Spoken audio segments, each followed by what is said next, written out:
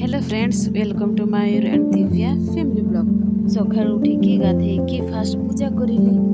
Husband already ready रे। मु आगुआ पानी बसई देथिले भात पाई। एबे चाउଳ पकई दउछि। अरे भाई सबुदिन फास्ट फूड नुहे, फास्ट भात भी दरकार ना।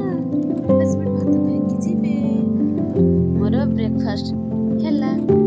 Lunch preparation start. हजबैंड कहिले बाहरे खाइबे। वाह रे वाह, घर चिफ मु एंजॉयमेंट बाहर। अरे वाह बहुत बढ़िया।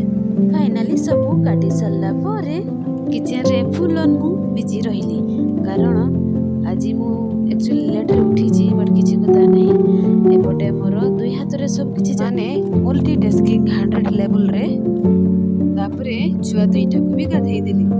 एपटे तरकारी टाकू छाड़ी के पड़ी जाइथिली छुआ मन को गाधेवा पई। एपटे पुणी मु जुटकर सफा कली टी शर्ट। तापरे मु आसिकी झाड़ू मारिबारे व्यस्त, कारण आज मु पूरा वाशिंग मशीन हो जाइछि पूरा पूरी भिजी।